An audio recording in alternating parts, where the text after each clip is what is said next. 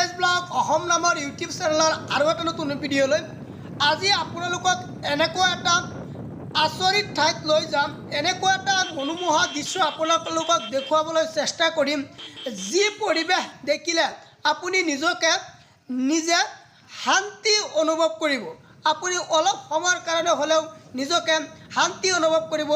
এই ঠাইৰ পৰিৱেশ আৰু ইয়াৰ প্ৰাকৃতিক দৃশ্যৰ লগতে ইয়াৰ মনোমোহা যি সৌন্দৰ্য, এই সৌন্দৰ্য উপভোগ কৰি সঁচাই আপুনি নিজকে শান্তি অনুভৱ কৰিব। তেনেহ'লে বলক, এইখিনিতে আপোনালোকলৈ মোৰ এটা সৰু ৰিকুৱেষ্ট, আপুনি যদি এতিয়ালৈকে ভিলেজ ব্লগ অসম নামৰ ইউটিউব চেনেলটো ছাবস্ক্ৰাইব কৰা নাই, প্লিজ ছাবস্ক্ৰাইব কৰি কাষত থকা বেল আইকনটো প্ৰেছ কৰি ৰাখিব, যাতে মই যেতিয়াই এনেধৰণৰ নতুন নতুন ভিডিঅ' আপলোড কৰোঁ ইয়াৰ নটিফিকেশ্যন আপুনি নিয়মিত পাই থাকে। যৌৱনতে প্ৰেম হয় সকলোৱে কয়, প্ৰেম প্ৰেম কৰি হিয়া নিঠৰুৱা হয়, তথাপিও মৰম কিয়নো হয় মনে মৰম। আমি আহি লাঠিমাৰী চৰত পাইছোঁহি।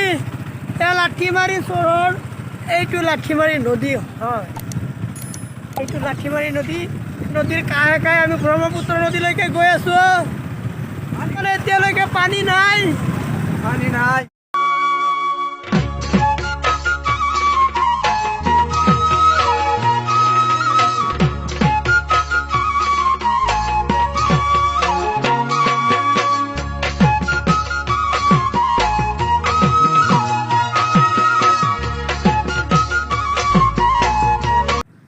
বৰ্তমান আমি যিটো ঠাইত আছোঁ, যিটো ঠাইৰ পৰিৱেশ আপোনালোকে চাই আছে, সঁচাই এক সুন্দৰ প্ৰাকৃতিক দৃশ্য।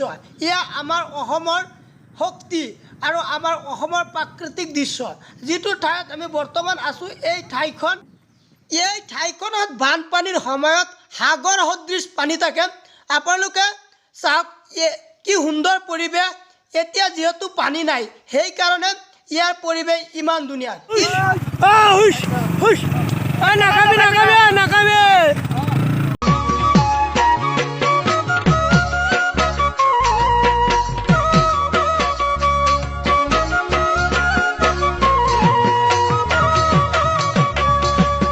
যৌৱনতে প্ৰেম হয় সকলোৱে কয়, প্ৰেম প্ৰেম কৰি হিয়া নিঠৰুৱাও হয়, তথাপিও মৰম কিয়নো হয় মনে মৰম কিয় বিচাৰি ৰয়, তথাপিও মৰম কিয়নো হয় মনে মৰম কিয় বিচাৰি ৰয়।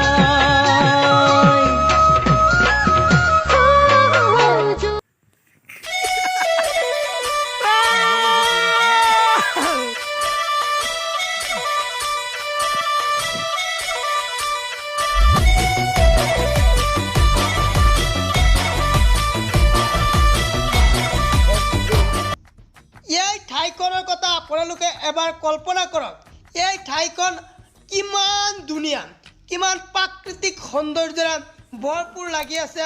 এইখন ঠাইৰ কথা মই আপোনালোকক কৈছিলোঁ যে যি ঠাইত গ'লে আপুনি নিজকে শান্তি অনুভৱ কৰিব। নিজে অলপ সময় অকলে বহিলে আপোনাৰ জীৱনত কোনো টেনশ্যন নাইকিয়া হৈ যাব, এনেকুৱা এটা ঠাই। এই ঠাইখন আপোনালোকে এবাৰ কল্পনা কৰি চাওক, কিমান সুন্দৰ, কিমান মনোমোহা দৃশ্য এইখন ঠাই। মই আজি আপোনালোকক এই ঠাইখন দেখুৱালোঁ, চাওক কিমান সুন্দৰ।